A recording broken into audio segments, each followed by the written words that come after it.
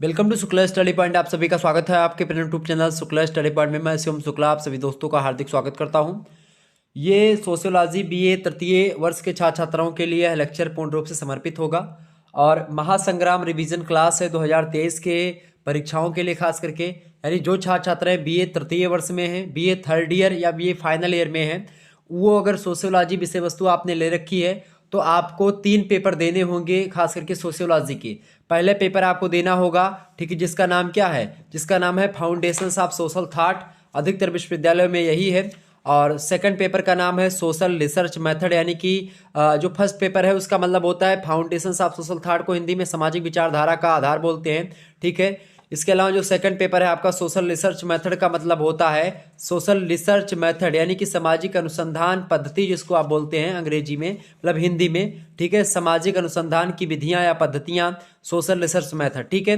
Paper 3 की बात की तो कुछ विश्वविद्यालयों में पॉइनर्स ऑफ सोशियोलॉजी है, मतलब पॉइनर्स ऑफ इंडियन सोशियोलॉजी कुछ विश्वविद्यालय में, और कुछ में सामाजिक मुद्दों पर निबंध को लेकर के प्रश्न आता है। सामाजिक मुद्दों पर निबंध यानी एसेज ऑन सोशल इशूज, ये आपके पेपर नंबर 3 का नाम है, ठीक है। तो इन्हीं सभी चीज़ों पर चर्चा करनी है हमको। तो इसी श्रृंखला में मैं पहले जो है पेपर के बारे में बताने का प्रयास करूंगा। पहले पेपर से जो बढ़िया बढ़िया प्रश्न है आपके और जो बढ़िया उत्तर है उनके बारे में बताने का प्रयास, यानी कैसे उत्तर लिखा जाए उसका अच्छे तरीके से, उन सभी को बताने का प्रयास रहेगा। मोस्ट इंपोर्टेंट क्वेश्चंस आंसर्स की यह श्रृंखला महासंग्राम वीडियो के नाम से जानी जाती है। इससे पहले आपने देखा होगा अलग अलग सब्जेक्ट की मैं दे रहा हूँ, पॉलिटिकल साइंस का दे दूंगा जल्द ही। इसके अलावा आपको बता दूं कि सभी का मॉडल पेपर भी दे दूंगा और एक एक महासंग्राम वीडियो आपका उसी में काम चल जाना है और आसानी से आप बढ़िया नंबर पाएंगे। और भी मॉडल पेपर आपको देते रहेंगे। मॉडल पेपर जल्दी आएगा। इसके बाद में एक मॉडल पेपर ऑलरेडी इससे पहले अवेलेबल है और 2021 और 22 वाला आप देख लीजिएगा, ठीक है। चले, पहला आपका आ चुका है भाई, देखेंगे यहाँ पर पहला जो है आपका, उसका क्या देखें, यहाँ पर सभी लोग देखने का प्रयास करेंगे, जितने भी लोग देख रहे हो सभी लोग देखिएगा, देखें यहाँ पर, ठीक है। एक मिनट,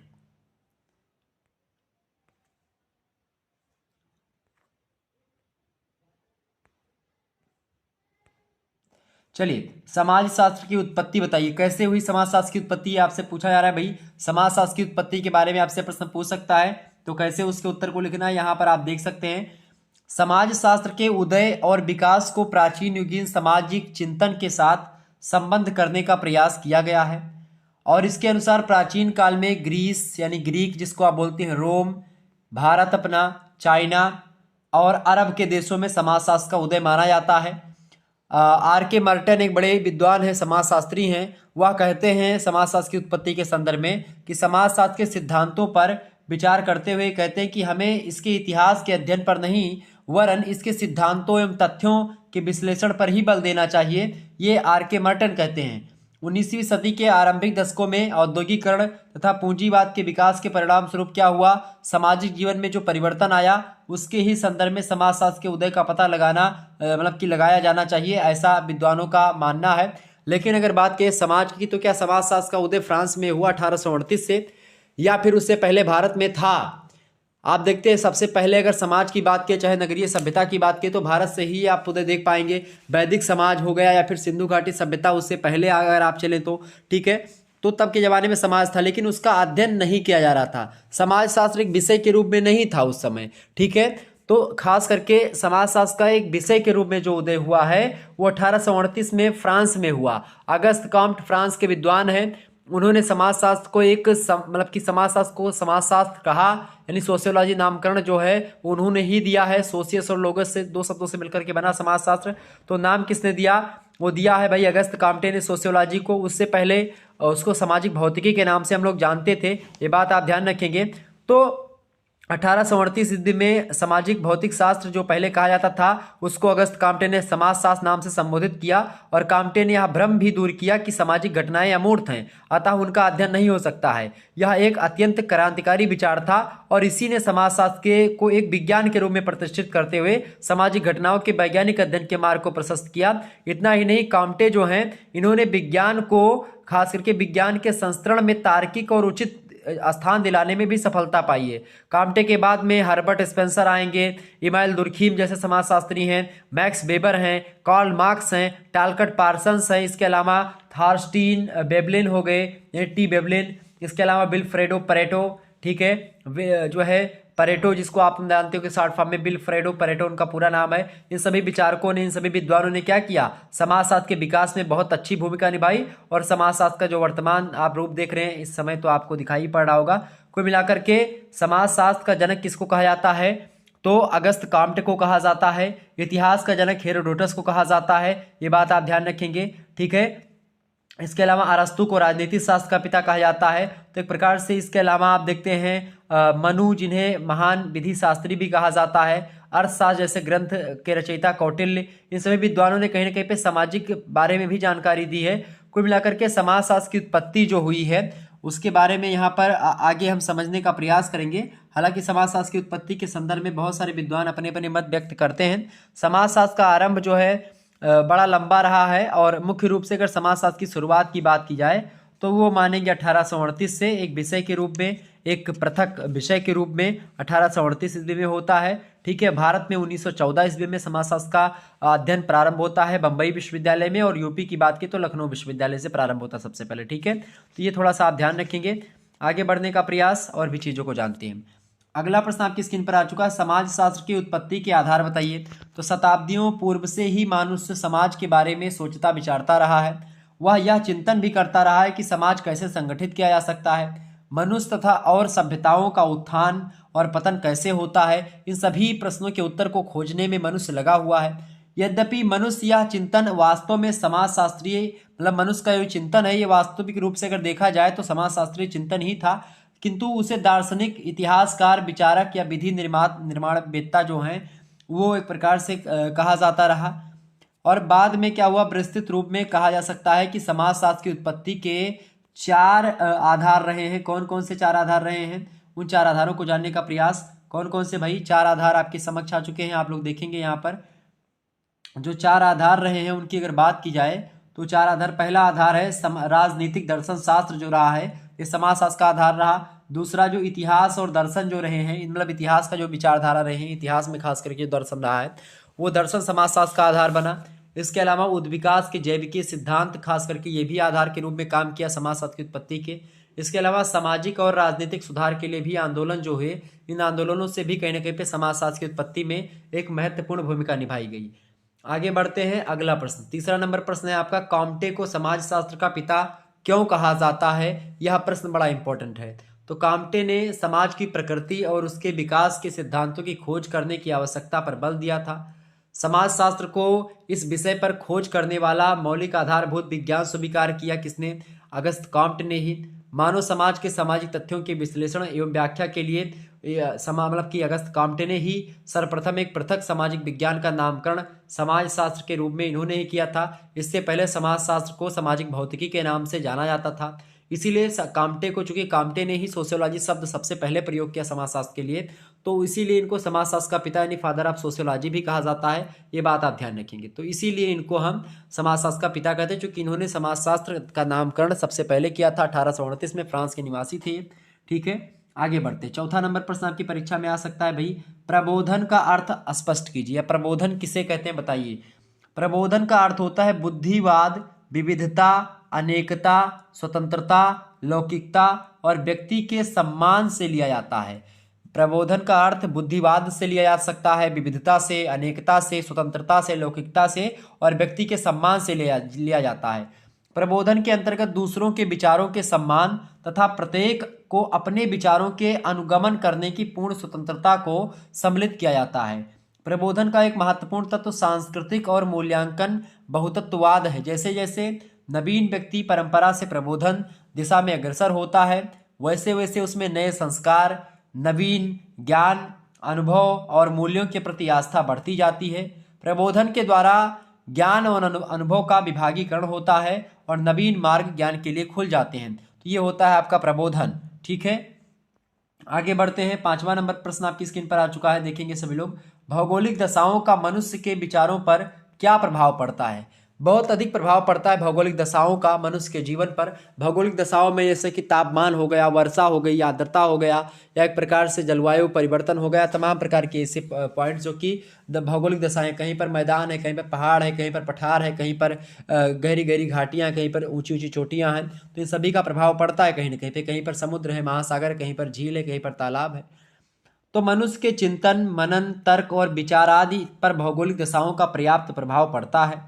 रेगिस्तानी क्षेत्र के निवासियों को मांसाहार पर बहुत निर्भर करना पड़ता है, क्योंकि वहाँ पर साग सब्जियाँ नहीं होती हैं, फसलें नहीं होती, इसलिए वो लोग मांसाहारी भोजन करते हैं। जैसे आप गल्फ़ कंट्रीज़ में देख लीजिएगा, जैसे सऊदी अरब से लेकर के जो अन्य मुस्लिम कंट्रीज़ हैं खास करके, तो उनमें आप देखेंगे तो वहाँ के लोग मांसाहार खाते थे। लेकिन भारत में मांसाहार की क्या मजबूरी पड़ गई जो यहाँ के लोग मांसाहारी भोजन करने लगे? उनकी देख देख देख करके खाने लगी भाई कि वहाँ के लोग खाते हैं तो मैं भी खाने लगूं। एक प्रकार से ये चीज़ है, जबकि यहाँ की कोई वो नहीं है प्रथा की मांस खाने वाली कोई चीज़ है। ठीक है भाई, जिनको नहीं पता, जो बुद्धिजीवी नहीं है, जिनको नहीं पता साग सब्जी उगाना, वो मांस मछली खाएं। अगर आपको पता है साग सब्जी उगाना, पता नहीं कितने प्रकार के व्यंजन हैं, तो आप फर्जी में तो जीव जंतुओं का वध करके उनको भोजन ग्रहण करते हैं। आप एक जीव जंतु बना नहीं सकते तो आपको खाने का अधिकार किसने दे दिया महोदय? आप ये सोचे पहले। अगर आप एक मुर्गा बना पाए तो आप 2 मुर्गा खा लें, मैं छूट दूंगा, या फिर पूरा समाज आपको छूट देगा। वैसे ये आपकी मर्जी, आप खाएं ना खाएं, इसमें मैं नहीं कुछ कर सकता। लेकिन इसमें क्या होता है कि आप खा रहे हो, भले ही आप मार नहीं रहे हो उसको, लेकिन आपकी वजह से ही लोग मार करके उसको दुकानों पर बेच रहे हैं। ठीक है, तो कहीं ना कहीं पे रेगिस्तानी क्षेत्र के लोग इसको खाते थे पहले, और जहां पर नहीं होता उनकी मजबूरी है इसको खाना, तो वो लोग खाते हैं। लेकिन हम लोगों की क्या मजबूरी? हम लोगों के पास तो सारी चीज़ें, सारी समस्याएं, मतलब कि कुछ भी समस्याएं नहीं है, सारी समस्याओं का निराकरण है, हर एक चीज़ विद्यमान है, तो फिर हमको क्या ज़रूरत पड़ गई इन चीज़ों को खाने के लिए? तो कहीं ना कहीं पे ये रहा है मांस मछली खाने का एक प्रकार से एक आधार और एक कारण, जो कि लोग आज भारत में भी और हर एक क्षेत्र में मांस मछली की ओर अग्रसर हो रहे हैं, खा रहे हैं। ठीक है, हालांकि खाना नहीं चाहिए। रेगिस्तानी क्षेत्र के निवासियों को मांसाहार पर बहुत निर्भर करना पड़ता है, क्योंकि वहाँ सरलता से अनाज उत्पन्न नहीं हो पाता है। भारत में रहने वाले लोगों को पर्याप्त मात्रा में अनाजात शाकाहार सरलता से प्रचुर मात्रा में उपलब्ध है, अतः वे उदर पूर्ति यानी कि पेट पूर्ति, पेट भरने के लिए मांस पर अधिक निर्भर नहीं करते हैं। यही कारण है कि भारत भूमि में अत्यंत प्राचीन काल से ही ऐसी विचारधाराएं विकसित हुई और फली फूली, जिनमें उदारता, मानवता और अहिंसा को सर्वोच्च स्थान दिया गया। और यही कारण है सनातन में आप देख रहे हैं कि हिंसा पर रोक भी लगाई गई। लेकिन आजकल कुछ लोग क्या हैं, जबरदस्ती खाने के लिए तमाम प्रकार के नियम कायदे अपने खुद से बना ले रहे हैं, तो वो दिक्कत की बात है। ठीक है, कोई भी धर्म नहीं कहता किसी जो है पशु की का वध करो आप, वो पहले की विचारधारा थी, अब उसमें थोड़ा चेंजमेंट करने की ज़रूरत है। अब उसी रूढ़ी पर, उसी रीति रिवाज पर बने रहेंगे कि भाई हमारे दादा परदादा ने ऐसा ही किया था तो हम भी वैसा ही करेंगे, नहीं, चेंजमेंट जरूरी, प्रकृति के साथ आपको बदलना पड़ेगा। हालांकि मैं कुछ नहीं कहता इन संदर्भ में, आप जैसी विचारधारा है आपकी वैसी करें, कोई दिक्कत की बात नहीं। लेकिन एक जो है, अगर मैं पढ़ा रहा हूँ तो इन चीज़ों को बताने का एक प्रकार से दायित्व भी बनता है, इसलिए मैंने बता दिया। बाकी आप स्वतंत्र हैं, है स्वतंत्र ना सिर पे कोई भाव मन ही करे जो सोई, जो आपकी इच्छा है वो कर सकते हैं। छठा नंबर प्रश्न आपकी स्क्रीन पर आ चुका है, संचार क्रांति का प्रभाव, यानी जो संचार क्रांति हुई है उसका प्रभाव लोगों पर किस प्रकार पड़ा? संचार क्रांति बहुत अधिक प्रभावित की है मनुष्य का जीवन। आज हम और आप जो पढ़ रहे हैं, हम अपने रूम से बैठ करके पढ़ा रहे हैं, आप अपने रूम पर बैठ करके पढ़ रहे हैं, या कहीं पर भी पढ़ रहे हैं, तो ये एक प्रकार संचार क्रांति का ही फलस्वरूप आप और हम पढ़ रहे हैं और पढ़ा रहे हैं। तो कहीं ना कहीं पे ये चीज़ें जो हो पा रही, आज आप फोन से बात कर पा रहे हैं, वीडियो कॉलिंग बात कर पा रहे हैं, ये सब संचार क्रांति का ही परिणाम है। ठीक है, तो ज्ञानोदय ने यातायात और संचार के क्षेत्र को काफ़ी प्रभावित किया है। आज हम किसी भी देश से अपरिचित नहीं हैं। आधुनिक युग में हम किसी भी देश के साहित्य का अध्ययन कर सकते हैं, सबके समाचार पत्र जो है पढ़ सकते हैं, प्राप्त कर सकते हैं, सबकी विचारधाराओं को, सबकी सभ्यता को, सबकी संस्कृति के संपर्क में आ सकते हैं। और यह दिन संचार क्रांति का ही रहा है कि आज हम संसार के हर एक चीज़ के बारे में जानकारी ग्रहण कर सकते हैं। संचार क्रांति की खास करके सफलता ने अंतर्राष्ट्रीयता अर्थात अंतर्राष्ट्रीय अवबोध या समझ के क्षेत्र में महान सहायता की है। और वर्तमान युग में भूमंडलीकरण यानी कि वैश्वीकरण यह स्पष्ट करता है कि मनुष्यों की एक की भावना अब राष्ट्र विशेष तक सीमित न रह करके संपूर्ण विश्व एकता के प्रति आकृष्ट हो गई है कि उदार चरित्रा नाम तु वसुधैव कुटुंबकम। ठीक है, तो ये भावना अब एक प्रकार से विकसित हो रही है। नेक्स्ट क्वेश्चन आपकी स्क्रीन पर आ चुका है, 7वां नंबर आप प्रश्न देखेंगे। एक बार जितने भी लोग देख रहे हैं फटाफट से वीडियो को लाइक और शेयर अवश्य कर दीजिएगा, ताकि टाइम टू टाइम आपको नोटिफिकेशन मिलता रहे और आप आसानी से पढ़ते रहें। अगला क्वेश्चन आपका है, देखें 7वां नंबर प्रश्न है, भारतीय क्रांति का आशय स्पष्ट कीजिए। मोस्ट इंपोर्टेंट प्रश्न है। देखें तो फ्रांसीसी क्रांति की बात की जाए तो क्या हुई भाई, फ्रांस में जो क्रांति हुई उसी को फ्रांसीसी क्रांति कहते हैं। फ्रांसीसी क्रांति केवल फ्रांस की क्रांति ही नहीं कह सकते आप, ये विश्व इतिहास की एक महान क्रांति के रूप में इस घटना का उल्लेख हम करते हैं। और फ्रांस की क्रांति का प्रभाव भी विश्व स्तर की घटना, मतलब कि विश्व स्तर के समस्त देशों पर लगभग रहा है। ऐसा नहीं केवल फ्रांस में विश्व बंधुत्व और समानता की बात कही गई, हर एक देशों में चीजें भ्रातृत्व, बंधुत्व और इन चीजों की बातें होने लगी, समानता की, स्वतंत्रता की, बंधुत्व की बातें होने लगी। तो ये जिसमें संपूर्ण मानव जाति को अचानक ही एक नए समाज के निर्माण की ओर मोड़ दिया फ्रांसीसी क्रांति ने। 18वीं शताब्दी के उत्तरार्ध के यूरोप में जो आश्चर्यजनक परिवर्तन हुए, उनके कारण इस युग को यूरोपीय इतिहास में एक विशेष महत्व प्राप्त है। इतिहासकारों ने इसे एक युग की समाप्ति या एक युग की समाधि तथा दूसरे युग का पालना कहा है। फ्रांसीसी क्रांति को क्या कहा? एक युग की समाधि और दूसरे युग का पालना कहा है फ्रांसीसी क्रांति को। फ्रांसीसी क्रांति की शुरुआत के साथ ही यूरोप का इतिहास एक राष्ट्र, एक घटना और पुरुष के इतिहास में मिलकर के एकाकार हो जाता है। यह राष्ट्र है फ्रांस, वह घटना है फ्रांस की राज्य क्रांति तथा वह पुरुष है नेपोलियन बोनापार्ट। ठीक है, तो एक राष्ट्र, एक घटना और एक पुरुष। खास करके एक राष्ट्र कौन है? फ्रांस एक राष्ट्र है। घटना कौन सी थी? फ्रांस की क्रांति यानी फ्रांस की राज क्रांति। और किसने करी थी? नेपोलियन बोनापार्ट ने करवाई थी। बहुत महत्वपूर्ण भूमिका नेपोलियन बोनापार्ट की थी इसमें। आगे बढ़ते हैं, अगला क्वेश्चन। 8वां नंबर प्रश्न आपका है औद्योगिक क्रांति। एक ये यूरोप की क्रांति है, खास करके यूरोपीय देशों की क्रांति है और खास करके इंग्लैंड में ये क्रांति फलस्वरूप मुख्य रूप से, लेकिन पूरे यूरोपीय कंट्रीज में आपको देखने को मिलेगी औद्योगिक क्रांति। औद्योगिक क्रांति से क्या तात्पर्य है? औद्योगिक क्रांति वह क्रांति है जिसके परिणाम स्वरूप उद्योगों का भरपूर विकास हुआ, जिससे इसको अपनाने वाले देशों पर जनसंख्या की गतिशीलता, उत्पादन का स्तर, विश्व व्यवस्था एवं अन्य क्षेत्रों में इसका प्रभाव पड़ा। औद्योगिक क्रांति को अपनाने वाले देशों में जो कि पहले कृषि प्रधान थे, उद्योगों का तीव्र गति से विकास हुआ, उत्पादन प्रक्रिया में मशीनों का अधिकाधिक प्रयोग किया गया।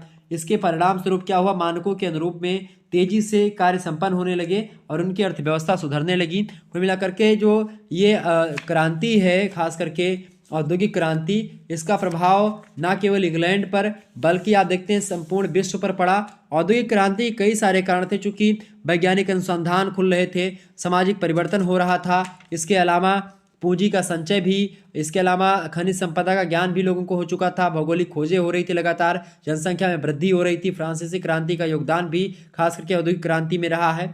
ठीक है, राष्ट्रीयता, नेशनलिटी की भावना लोगों के दिमाग में आ रही थी, मन में आ रही थी। अन्य विश्वासों में कमी आई, जिसके परिणाम स्वरूप क्या हुआ? औद्योगिक क्रांति और भी बढ़ती चली गई। ठीक है, औद्योगिक क्रांति की अगर बात की जाए तो औद्योगिक क्रांति जो रही है, ये खास करके इसका कई सारा प्रभाव रहा। और औद्योगिक क्रांति शब्द का प्रयोग सबसे पहले 1884 ईस्वी में समाजशास्त्री टायनबी महोदय ने किया था। ब्रिटेन के संदर्भ में औद्योगिक क्रांति शब्द के प्रयोग पर अनेक समाजशास्त्री एक मत नहीं है।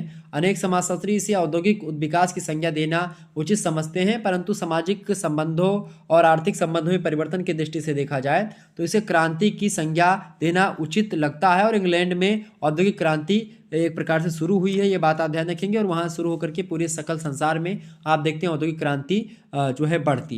यानी औद्योगिक क्रांति का प्रभाव मात्र इंग्लैंड के समाज तक ही सीमित नहीं रहा, इसका प्रभाव संपूर्ण यूरोप पर पड़ा और यूरोप के अन्य देशों में भी अपनी उत्पादन की क्षमता मशीनों के आधार पर बढ़ाना प्रारंभ किया गया। और खास करके कुछ समय के बाद में ही ये देश व्यापार के क्षेत्र में इंग्लैंड के साथ प्रतिस्पर्धा में सम्मिलित होने लगे, परंतु अन्य देशों की सामाजिक अर्थव्यवस्था या आर्थिक संरचना इंग्लैंड की अपेक्षा नहीं थी ज़्यादा। इंग्लैंड जो था एक प्रकार से वो सच्चे लोकतंत्र की नींव पड़ चुकी थी। इंग्लैंड में समानता और भाषण आदि की स्वतंत्रता मिल चुकी थी इंग्लैंड में, तो वहाँ का देश ज़्यादा विकसित हुआ और यही कारण था औद्योगिक क्रांति के फलस्वरूप ही आप देखते हैं कि इंग्लैंड ने यूरोपीय कंट्री है एक और पूरे एशिया पर लगभग शासन किया उसने।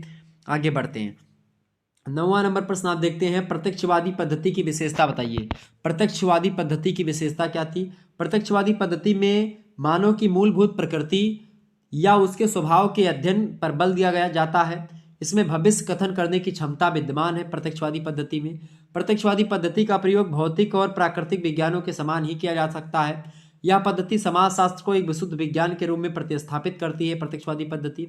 और प्रत्यक्षवादी पद्धति की अध्ययन प्रणाली, मतलब कि इसके अध्ययन की प्रणाली वैज्ञानिक है, ठीक है, और इसमें तार्किक व्याख्या पर अत्यधिक बल दिया गया है। तो ये है प्रत्यक्षवादी पद्धति की विशेषताएं।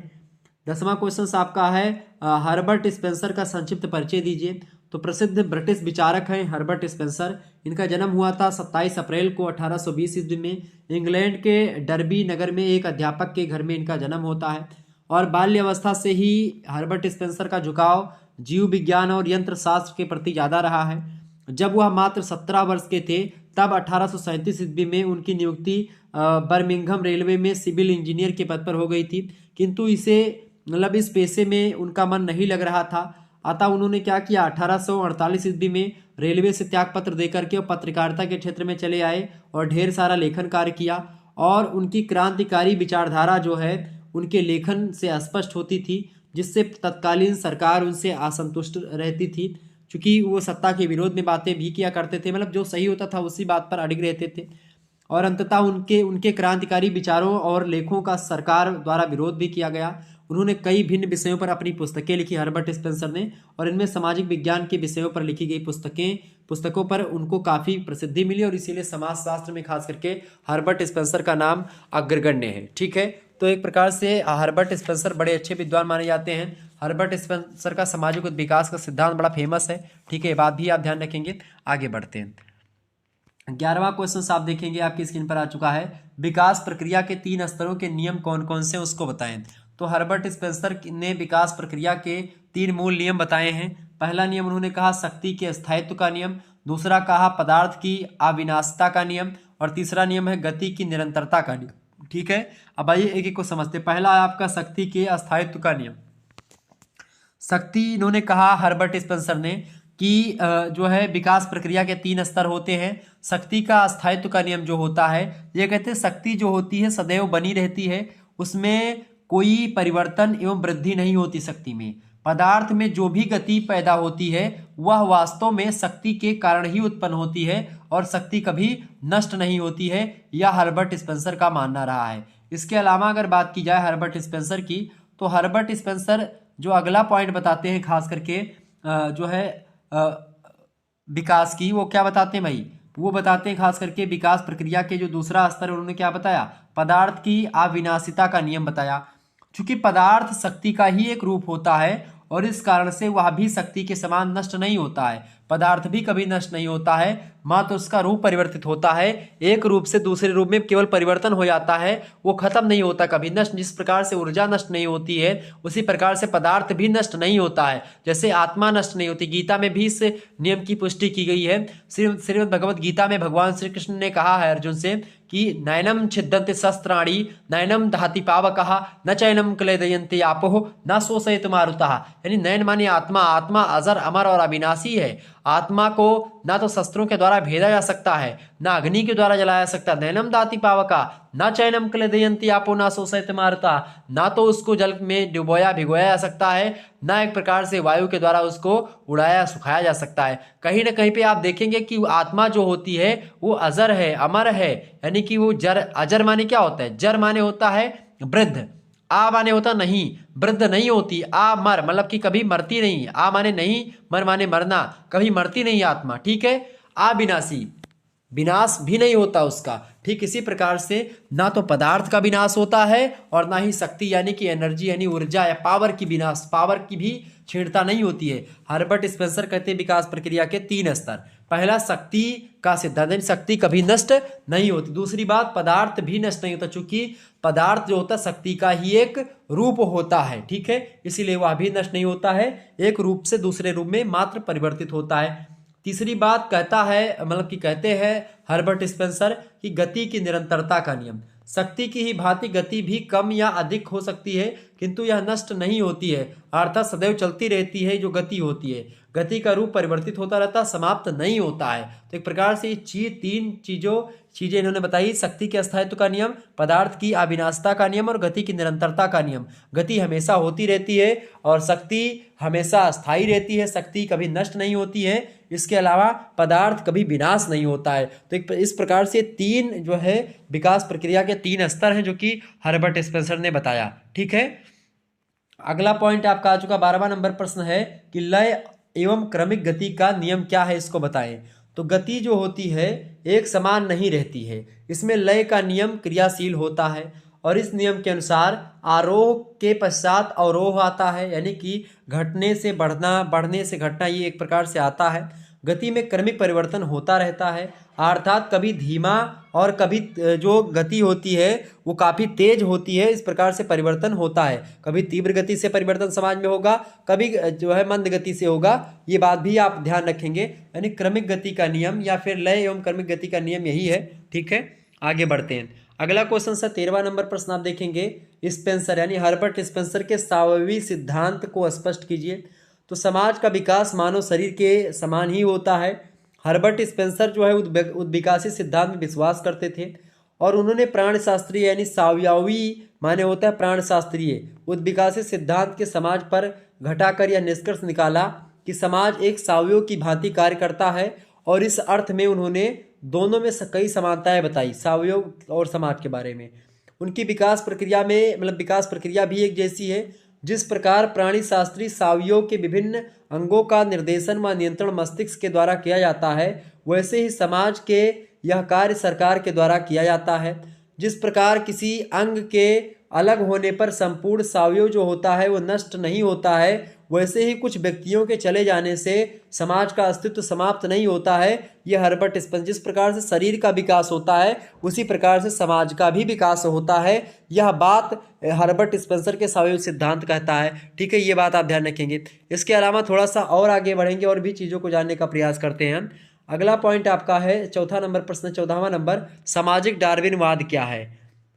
सामाजिक डार्विनवाद जो है खास करके डार्विनवाद जो है एक प्रकार से क्या है, डार्विन महोदय खास करके ये बायोलॉजिस्ट हैं, यानी कि जो है जीव वैज्ञानिक हैं, और ये खास करके डार्विन और लैमार्कवाद आपने जिराफ वाला पढ़ा होगा कि जिराफ के विकास का उन्होंने बताया था कि भाई डार्विन ने कहा था कि जो है दो प्रकार के जिराफ होते हैं, एक लंबे गर्दन वाले और एक छोटे गर्दन वाले।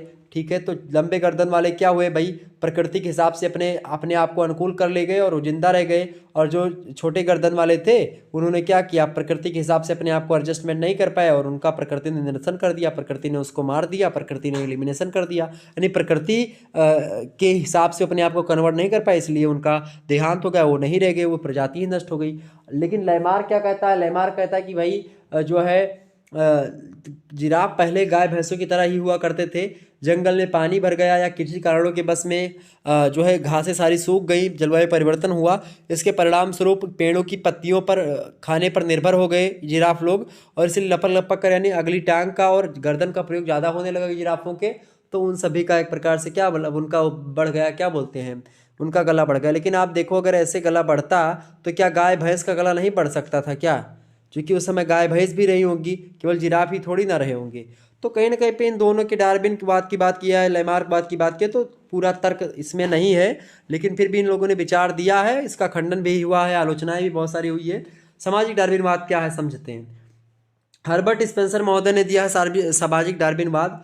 स्पेंसर के अनुसार जिस तरह जीवों का विकास सरलता और समानता से भिन्नता और जटिलता की ओर होता है, यानी कि सरलता से जटिलता की ओर और समानता से भिन्नता की ओर जिस प्रकार से हुआ है, उसी तरह से समाज का विकास भी कैसे हुआ, सरलता और समानता से भिन्नता और जटिलता की ओर हुआ है। प्रारंभिक समाजों में विभिन्न अंग अस्पष्ट थे तथा उनके कार्य मिले जुले हुआ करते थे। यह स्थिति अनिश्चितता की थी, किंतु धीरे धीरे क्या हुआ कि समाज में परिवर्तन हुआ, समाज के विभिन्न संगठन और संस्थाएं पृथक पृथक यानी अलग अलग दिखाई देने लगे, उनमें कार्य विभाजन शुरू हुआ, विशेषीकरण भी शुरू हुआ, इससे समाज में जटिलता व भिन्नता बढ़ी है। साथ ही साथ विभिन्न संस्थाओं की पारस्परिक निर्भरता में वृद्धि हुई है। इस प्रक्रिया को ही सामाजिक विकास या सामाजिक डार्विनवाद भी कहा जाता है। ये बात आप ध्यान रखेंगे, यानी कि जिस प्रकार से क्या होता है, समाज जो है एक प्रकार से सरलता से भिन्नता की मतलब कि जो समाज आपका हुआ है ये सरल समानता से भिन्नता की ओर बढ़ा है, यह खासकर सरलता से जटिलता की ओर बढ़ा है, विकास हुआ है, इसी विकास को सामाजिक विकास कहते हैं। ठीक है, 15 पहले आप देखते हैं क्या जरूरत थी, समाज का कोई मतलब था, लोग अपने आप से मतलब रखते थे, शिकार करते थे, ना कपड़ा पहनते थे, कुछ नहीं करते थे, वो सरल समाज था, खाते पीते थे, बस उनका उतना काम। फिर धीरे धीरे क्या हुआ, आग का आविष्कार हुआ, पहिए का आविष्कार, वो लोग खेती करने लगे, फिर दायित्व बढ़ता गया, जटिल होता गया समाज, और आज कितना जटिल हो चुका है आज का समाज। ठीक है, ये चीजें हैं। 15वां क्वेश्चन आपकी स्क्रीन पर आ चुका है भाई, सभी लोग देखेंगे। एक बार जितने भी लोग देख रहे हो सभी लोग वीडियो को लाइक और शेयर अवश्य कर दीजिएगा, ताकि टाइम टू टाइम आपको नोटिफिकेशन मिलता रहे और आप आसानी से हर एक चीज को समझते रहें, जानते रहें। और इसी प्रकार से मैं लगातार आपके हर एक सब्जेक्ट के को लेकर के वीडियोज लाता रहूंगा। तो बस आपका प्यार चाहिए थोड़ा सा, और उसको आप थोड़ा सा बना दीजिए। प्रश्न आपका है, अहमवादी आत्महत्या का वर्णन कीजिए। अहमवादी आत्महत्या तब होती है जब व्यक्ति तथा समाज का पारस्परिक संबंध इतना ढीला या अव्यवस्थित या बंधन मुक्त होता है कि समाज मतलब कि व्यक्ति अपने को अपने सामूहिक जीवन से पृथक हुआ पाता है।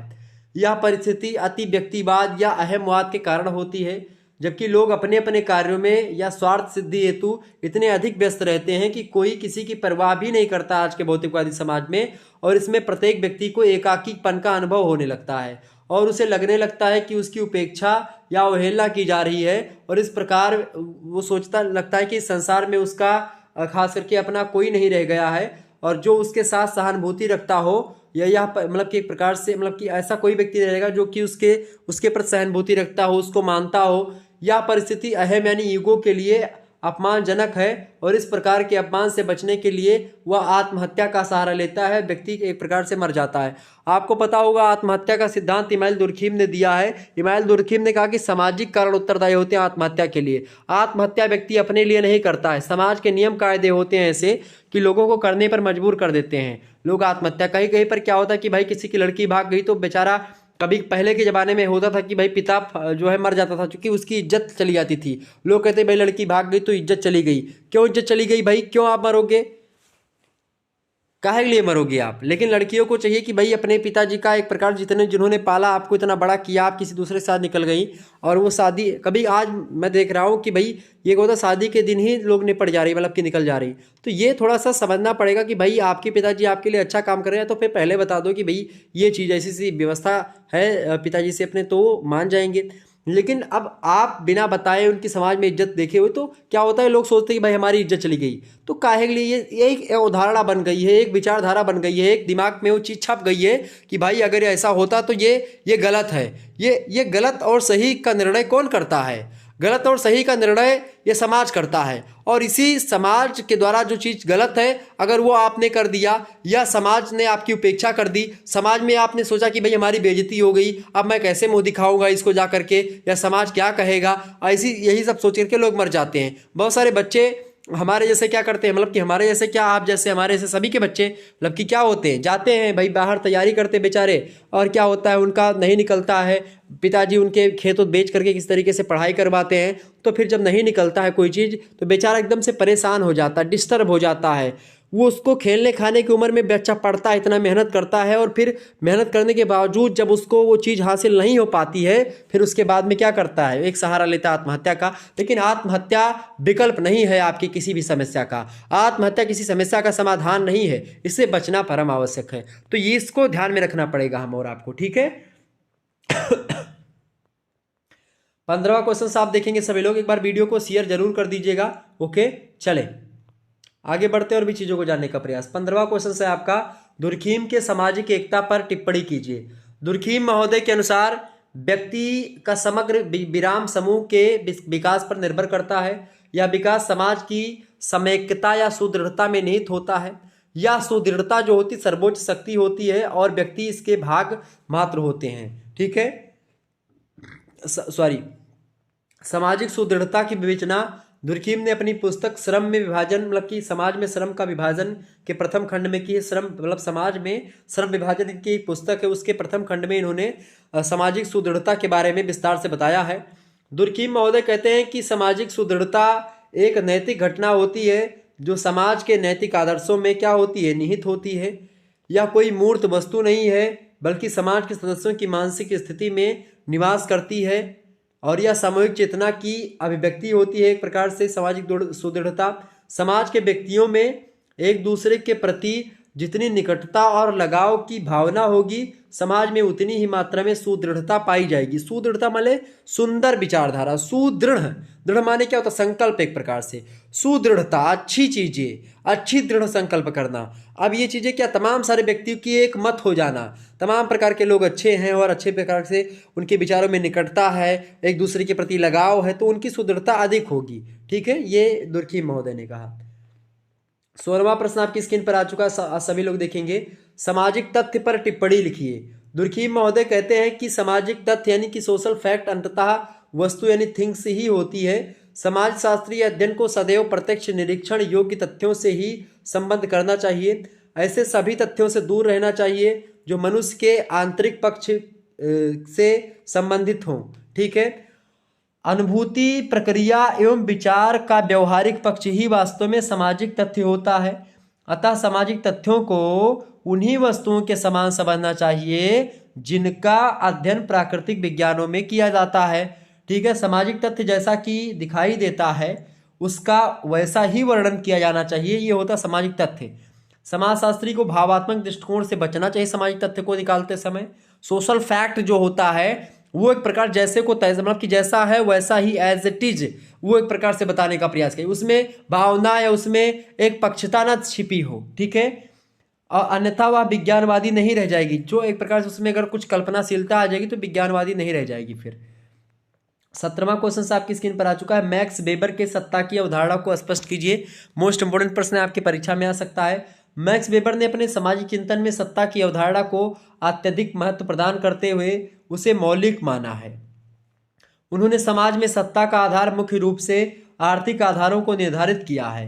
उन्होंने बताया कि आमतौर से सत्ता उन्हीं लोगों के हाथों में केंद्रित होती है जिनके पास पर्याप्त संपत्ति और उत्पादन के साधन होते हैं। सत्ता उन्हीं के पास होती है जो संपत्ति में अधिक होता है, जिसके पास उत्पादन के साधनों पर अधिकार होता है, जिसका इसी सत्य के आधार पर श्रमिक अपनी स्वतंत्रता को बेचने के लिए बाध्य हो जाता है और इसके फलस्वरूप पूंजीपति जो होते हैं या मालिक जो होते हैं वो श्रमिकों के ऊपर एक विशेष प्रकार के अधिकार को प्राप्त कर लेते हैं।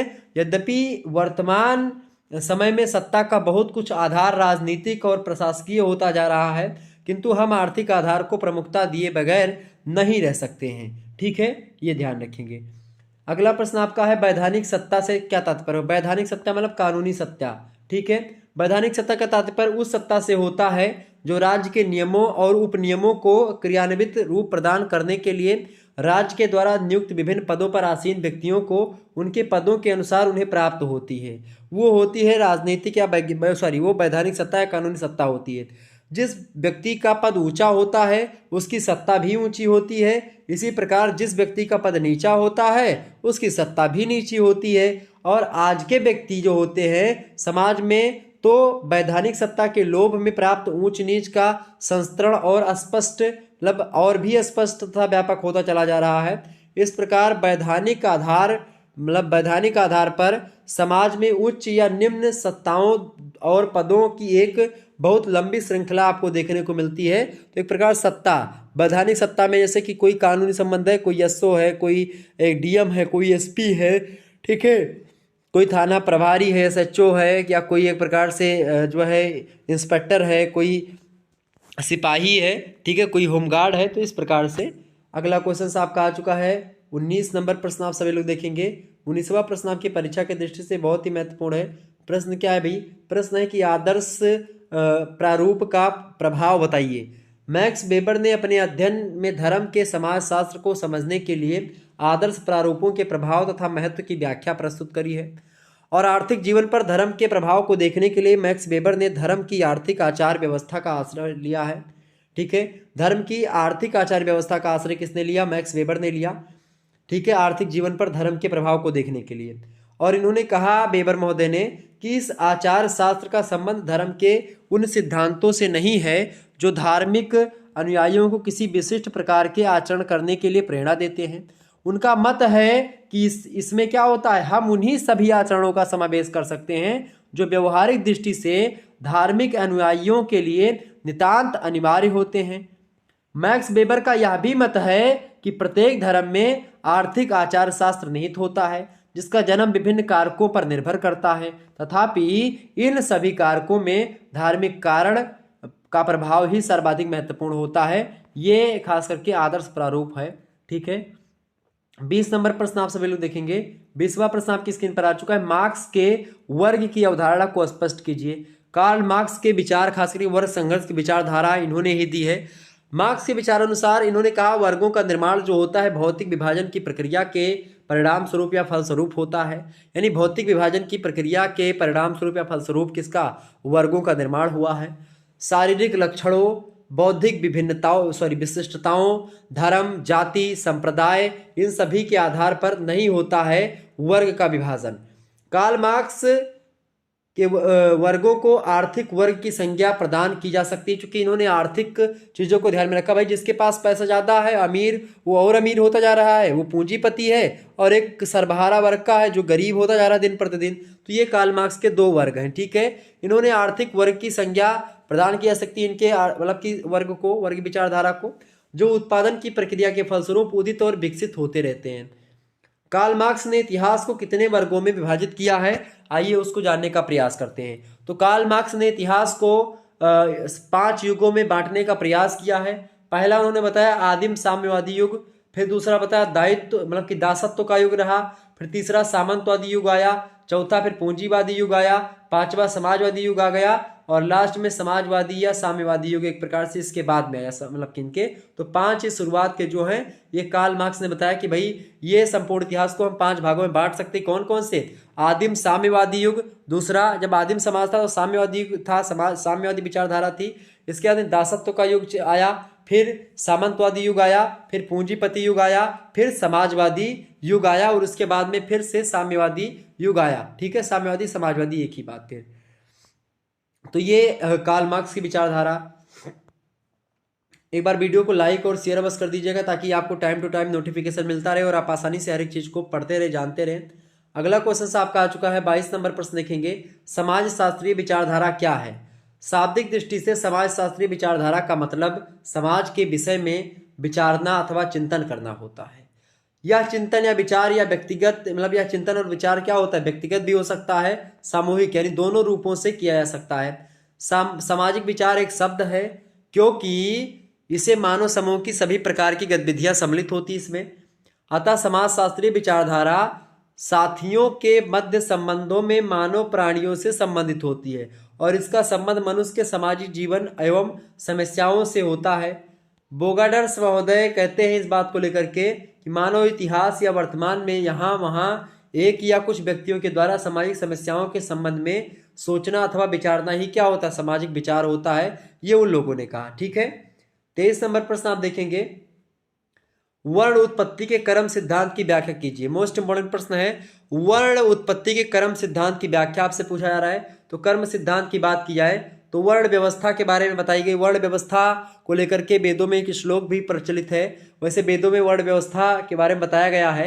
वर्ण व्यवस्था को लेकर के एक श्लोक है कि ब्रह्मा के मुखार बिंदों से ब्राह्मणों की, भुजाओं से क्षत्रियों की, उदर से वैश्यों की और पैरों से शूद्र की उत्पत्ति मानी जाती है। इस प्रकार से चारों का सुगठन के परिणाम स्वरूप समाज का निर्माण भी होता है और एक प्रकार से एक शरीर का निर्माण भी होता है। तो एक बड़ी जबरदस्त विचारधारा रही है और कुछ दिनों तक एक प्रकार से बहुत दिनों तक एक प्रकार से विचारधारा चलती रही। आज भी ये विचारधारा चल रही कहीं ना कहीं पे, लेकिन आज क्या है कि सभी वर्ग कर्म के हिसाब से आधारित हैं और कर्म का सिद्धांत ही वर्णाश्रम है। यानी हमारे यहाँ पर क्या है कि भाई देखिए, परशुराम जी की अगर बात की जाए, परशुराम जी क्या थे, जन्म से ब्राह्मण थे, लेकिन उन्होंने शस्त्र उठाया तो क्या हो गए, क्षत्रिय हो गए, कर्म से क्षत्रिय, ठीक है।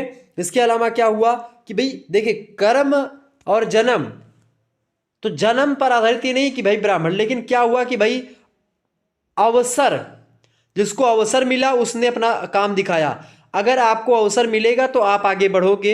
अब शूद्र लोग, ये आजकल जो ट्रेंड चल रहा है कि भाई शूद्र लोग कह रहे हैं कि ब्राह्मणों ने अत्याचार किया या ये चीजें की, तो कुछ समय के लिए बीच में कुछ चीजें हैं ऐसी जो कि अत्याचार को दिखाई पड़ती हैं या फिर वो जान पड़ता है कि अत्याचार हुआ है। और बिल्कुल उस बात से मैं एग्री करता हूं। कुछ बंद काल में क्या हुआ है कि कुछ एक प्रकार से हुई है, आप पर अत्याचार हुआ, इसमें कोई दो राय नहीं है, ये मैं मानता हूं। और ये एक प्रकार, क्या उस समय के अत्याचार के लिए उतना ज़्यादा भी अत्याचार जितना लोग इस समय दहाड़ रहे हैं आकर के सोशल मीडिया पर, उतना भी अत्याचार नहीं जितना लोग कह रहे हैं। लेकिन फिर भी उस समय के अत्याचार के लिए क्या आज का समाज दोषी है? क्या आज का ब्राह्मण दोषी जो आज ब्राह्मणों पर उंगली उठा रहे हैं, ब्राह्मणों को एक प्रकार से ऐसा कर देंगे वैसा कर, दुनिया भर की चीजें आती हैं, तो क्या आज वो जिम्मेदार हैं?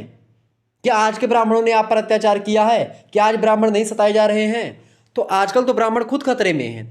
तो कहीं ना कहीं पे ये मत सोचिए कि ब्राह्मण क्षत्रिय शूद्र वैश्य सभी एक सुगठित है। मुस्लिम सिख ईसाई धर्म, आप देखें मैं आपको बताऊं, कोई भी धर्म हो कोई भी जाति हो, पहले क्या होता है, लोग वर्णों में बटा, अभी हिंदू धर्म की मैं बात कर ले रहा हूं, वर्ण बटा पहले ब्राह्मण उससे मुखामासी बाहुराज जान्य करता उरु ततस्त वैश्य पादाभ्याम शूद्रो जाता। ये पहले 4 वर्ण बटे, 4 वर्णों में आप देखते हैं शूद्रों में कितनी जातियां, बहुत सारी जातियां बनती चली, क्यों बनी, क्यों बनी, मैं पूछ रहा हूं क्यों बनी। वैश्य आप देखेंगे बहुत सारी वैश्यों में जातियां आपको मिलेंगी, ठाकुरों में बहुत सारी जातियां आपको मिल जाएंगी, ठीक है, बहुत सारे ठाकुर की हम इस वंश के उस वंश के। फिर ब्राह्मणों में तमाम सारे की भाई कोई शुक्ला कोई मिश्रा कोई दुबे कोई तिवारी कोई चौबे कोई, इस प्रकार से तमाम सारे आपको मिल जाएंगे।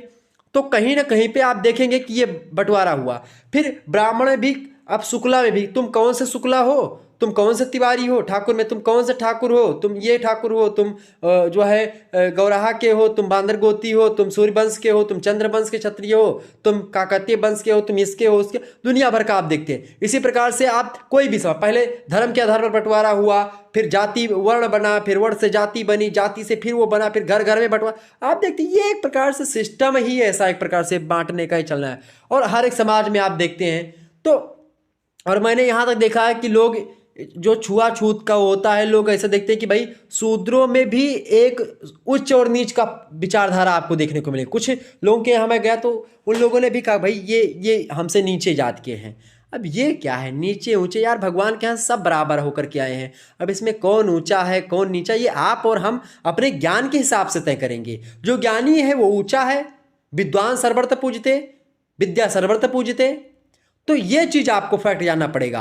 और ब्राह्मण को लोग क्यों पूजते थे, ब्राह्मण उच्च पर क्यों था, उच्च पद पर, क्योंकि ब्राह्मण के पास वो टैलेंट था, ब्राह्मण के पास वो टैलेंट था कि वो उच्च पद पर था। लेकिन वो टैलेंट का अवसर लोगों को अगर मिला, जैसे भीमराव अंबेडकर बाबा जी को मिला, उनको टैलेंट का दिखाने का अवसर मिला, उन्होंने अपने टैलेंट का खूब प्रयोग किया, विदेशों में अपना खूब नाम किया, भारत में पूरा एक प्रकार से अपना नाम ही कर दिया, कानून मंत्री प्रथम बने, संविधान की प्रारूप समिति के अध्यक्ष बने।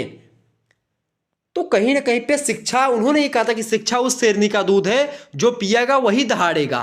तो निश्चित तौर पर अगर आज का जो हमारे जो शूद्र भाई बहन जिनको आप शूद्र कहते हैं, वो अगर आज पढ़ेंगे, अगर आज वो शिक्षा के अधिकारी बनेंगे, शिक्षित होंगे, तो वो दहाड़ेंगे, निश्चित तौर पर वो आगे बढ़ेंगे। यानी आपको शिक्षा की आवश्यकता है, ना कि एक प्रकार से झगड़े और लड़ाई की आवश्यकता है। और शिक्षा, संविधान आया, संविधान में आपको अधिकार दिया गया, पहले भी अधिकार था पढ़ने के लिए, लेकिन क्या होता था कि भाई लोग खुद भी पढ़ना भी नहीं चाहते थे। कुछ चीजें थी ऐसी, सारी गलतियां एक ही पक्ष की नहीं होती हैं। कभी आप निष्पक्ष होकर के इस मुद्दे पर मनन चिंतन करेंगे कि भाई क्या उस समय चीजें रही होंगी और उस हिसाब से क्या चीजें सही थी। और आज का समाज कैसा, बिल्कुल ठीक है, सभी लोग सुगठित होकर के एक अच्छे तरीके से तंत्र का निर्माण करें।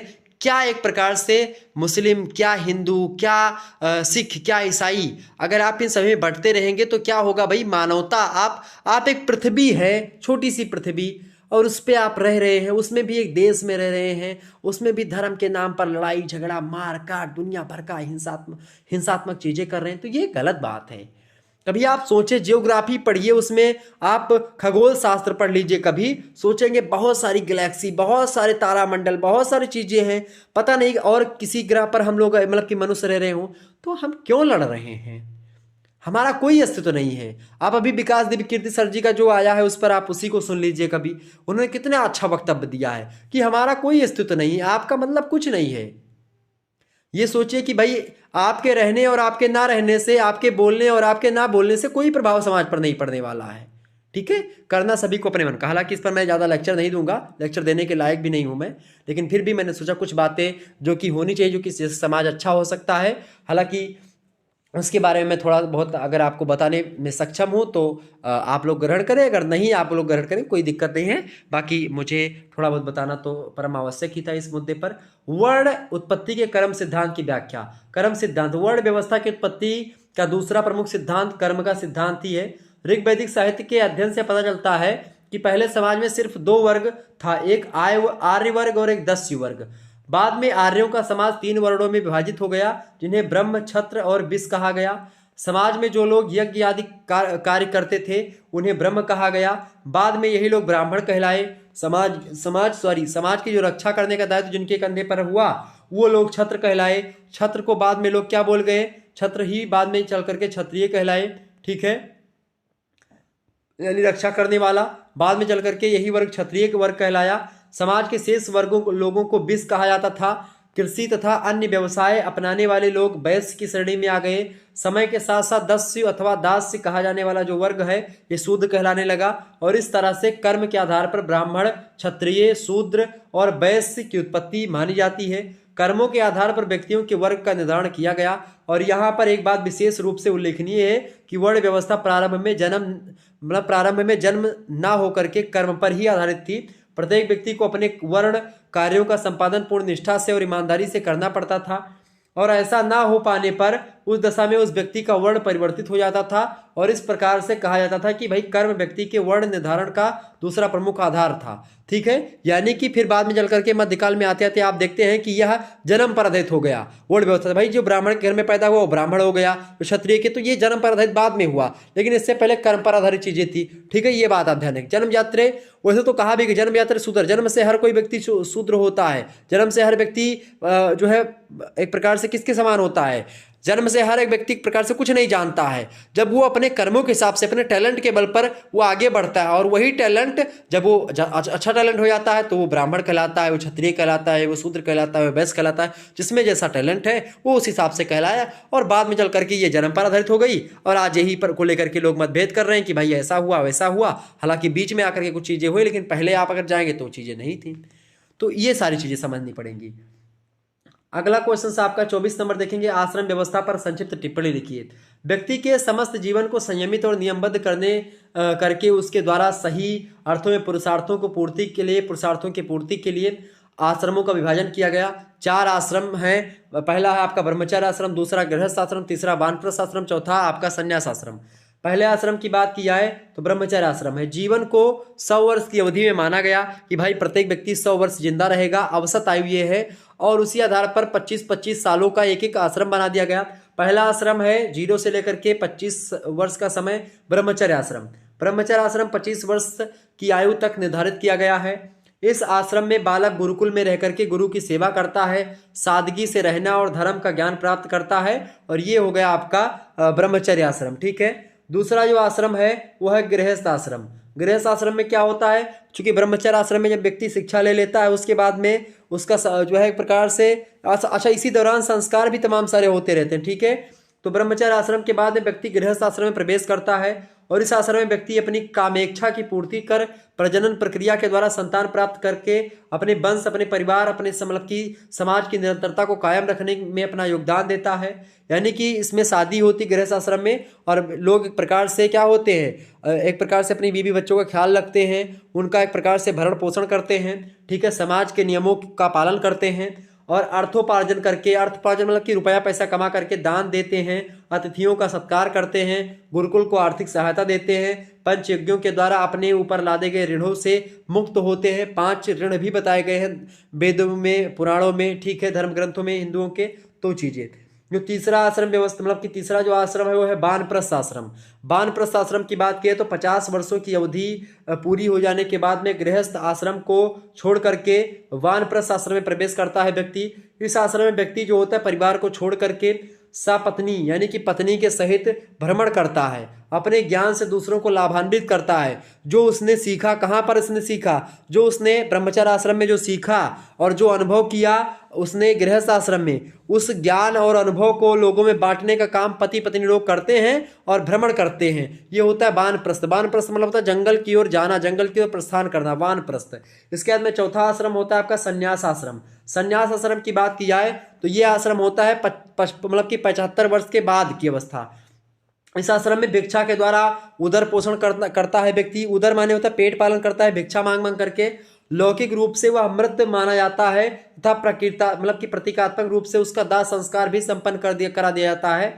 संन्यास आश्रम में प्रवेश करते समय व्यक्ति को यह शपथ लेनी होती थी कि अब मैं पुत्र विषयक तथा लोक विषयक काम व आतुरता का पूर्ण रूप से त्याग करता हूँ। यानी कि ना तो पुत्र मतलब कि मोह माया का परित्याग करके लोग भगवत भजन में लग जाया करते थे और पेट पालने के लिए भिक्षा मांगते थे।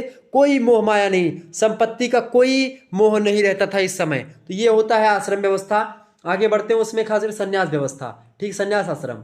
अगला प्रश्न आपका 25 नंबर, गांधी जी के अनुसार सत्य क्या है? बहुत बढ़िया प्रश्न है। तो गांधी जी ने सत्य को ही ईश्वर माना है।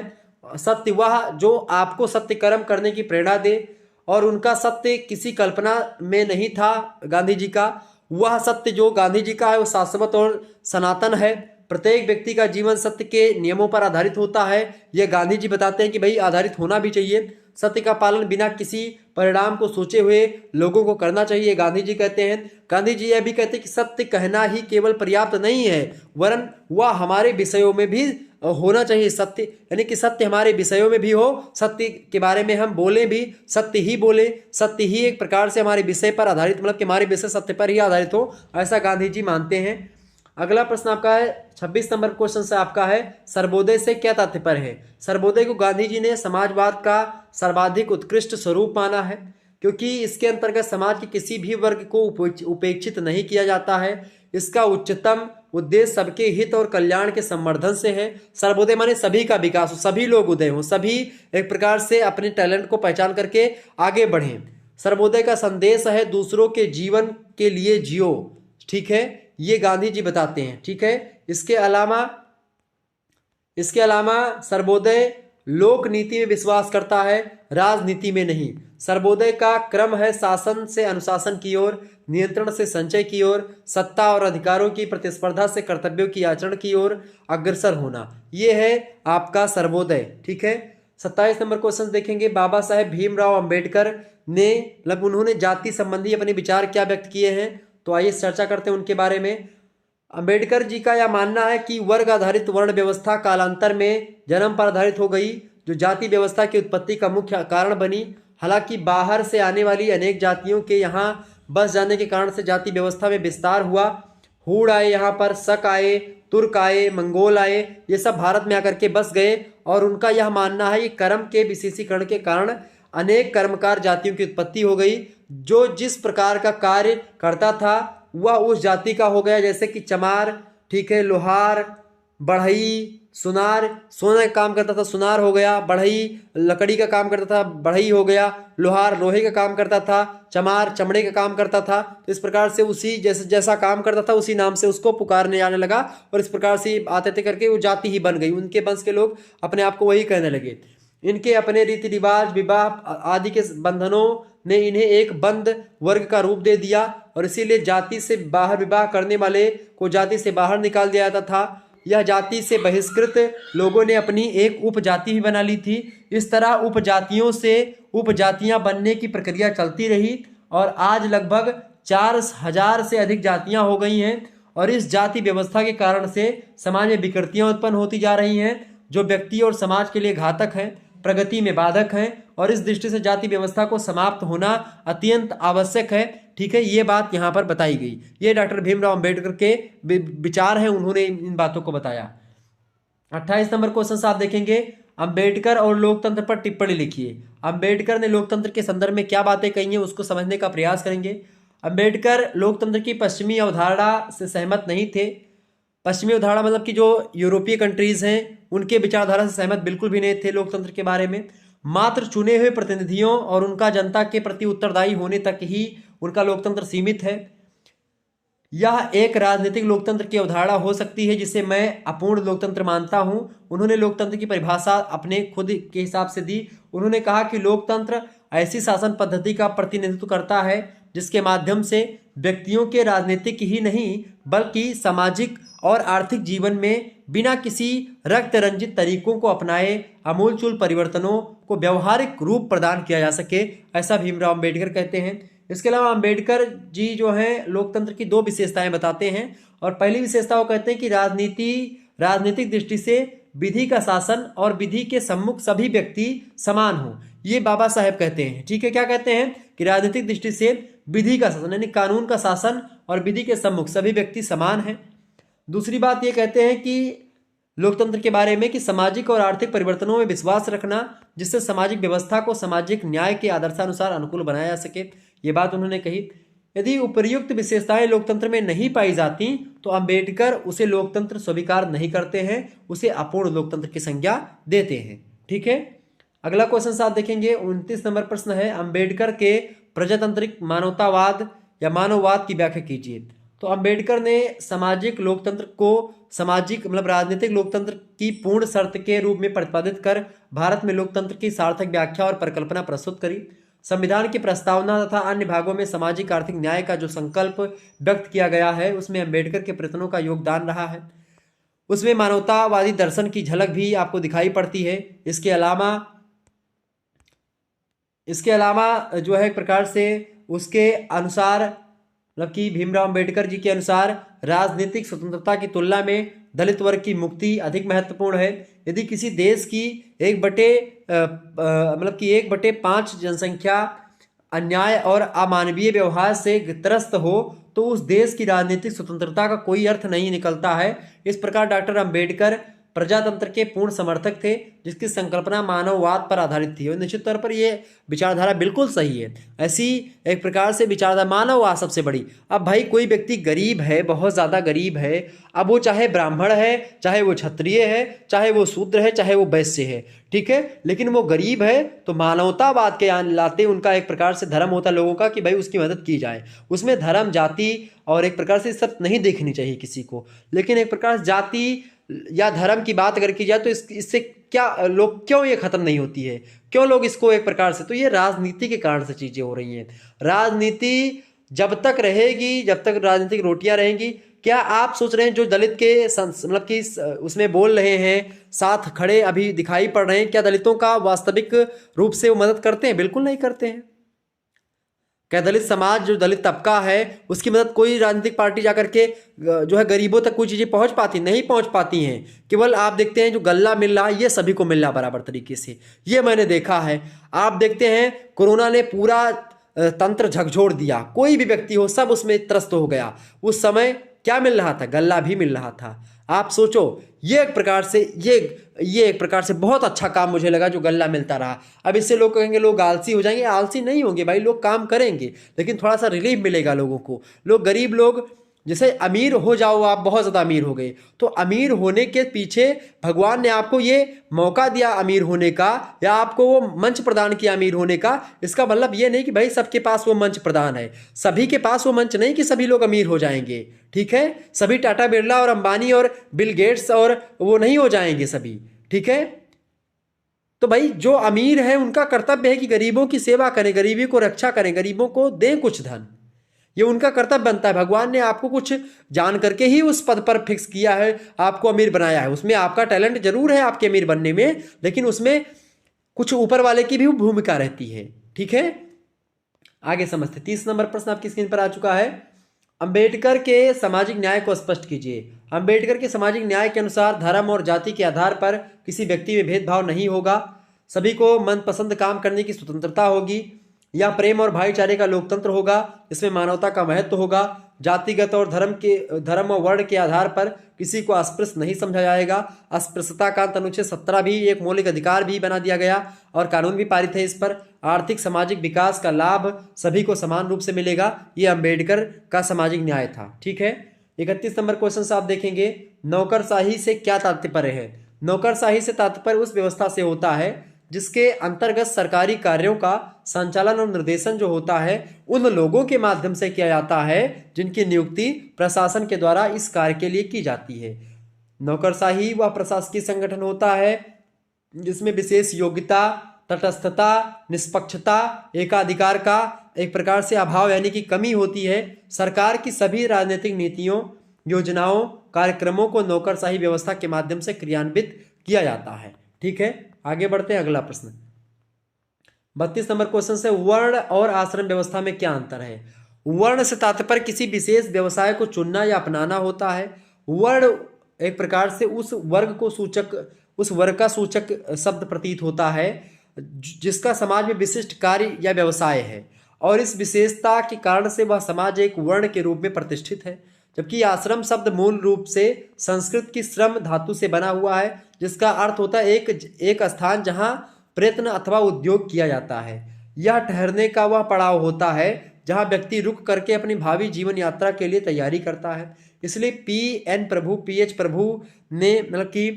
प्रभु ने कहा कि आश्रम को जीवन के अंतिम लक्ष्य मोक्ष प्राप्त करने के लिए व्यक्ति द्वारा की जाने वाली यात्रा के मार्ग में पड़ने वाले विश्राम स्थान माना चाहिए। और जीवन के 4 प्रमुख पुरुषार्थ होते हैं। एक होता है धर्म, ठीक है, एक होता है अर्थ, एक होता है आपका काम, ठीक है, और एक होता है मोक्ष, ठीक है। ये आपके 4 एक प्रकार से पुरुषार्थ होते हैं। इन्हीं चारों पुरुषार्थों की पूर्ति के लिए लोग आश्रम व्यवस्था में एक विश्राम के तरीके से जो है 25 सालों का एक प्रकार से विश्राम स्थल है, और इसको पार करते हुए अंतिम और जीवन का जो चरम और परम लक्ष्य है मोक्ष, इसकी प्राप्ति के लिए तत्पर होते हैं। मोक्ष की प्राप्ति का मतलब होता है कि आवागमन के बंधन से मुक्त हो जाना, ठीक है, सांसारिक चीजों से मुक्त हो जाना। 33 नंबर क्वेश्चन आपकी स्क्रीन पर आ चुका है। धर्म और राजनीति पर गांधी जी के विचार। गांधी जी राजनीतिज्ञ होते हुए भी मूलतः एक धार्मिक व्यक्ति थे। उन्होंने आधुनिक युग के तथाकथित धर्मनिरपेक्ष राजनीति के विपरीत राजनीति का मतलब कि आध्यात्मिकरण किया। उनका विश्वास था गांधी जी का कि यदि राजनीति को मानव समाज के लिए वरदान होना है तो उसे उच्चतम नैतिक और आध्यात्मिक सिद्धांतों पर आधारित होना चाहिए। उन्होंने राजनीति को उच्च नैतिकता और धार्मिक भावनाओं से ओतप्रोत किया। वे धर्म और राजनीति को पृथक नहीं मानते हैं। उन्होंने कहा कि यदि राजनीति से धर्म या नैतिक मूल्यों को अलग कर दिया जाएगा तो राजनीति छल, कपट, द्वेष, हिंसा और धूर्तता का पर्याय होकर के रह जाएगी। क्योंकि धर्म आपको, सनातन धर्म क्या सिखाता है? सत्य बोलना, अहिंसा के बारे में सिखाता है। वो सनातन धर्म क्या सिखाता है आपको? यह सिखाता है हिंदू धर्म कि आप जीवों की रक्षा करें, पेड़ों की रक्षा करें, प्रकृति के बारे में। नीम जो कि औषधि का पौधा है, उसकी पूजा की जाती है, उसको शीतला माता के रूप में हमारे महिलाएं, हमारी माताएं बहनें पूजती हैं। पीपल को ब्रह्म कहा जाता है कि भाई उस पर बृहस्पति जी निवास करते हैं, उस पर ब्रह्म रहता है, ठीक है, उसकी पूजा की जाती है, उस पर जल चढ़ाया जाता है, उस पर लंगोट और खड़ाऊं चढ़ाई जाती। क्यों? क्योंकि वो रातों दिन ऑक्सीजन देता है। ये हिंदू धर्म है। लेकिन हिंदू धर्म को लोगों ने क्या कर दिया, एकदम से कुछ लोग आए और उन्होंने एक प्रकार से इधर उधर का बता दिया कि भाई अंग्रेज लोग आए हम पर हंसने कि भाई ये पेड़ पूजता है, ये करता है, ये धोती पहनता है, ये कुर्ता पहनता है। उन लोगों को क्या पता, उन लोगों को क्या पता कि धोती और कुर्ता पहनने का क्या मतलब है?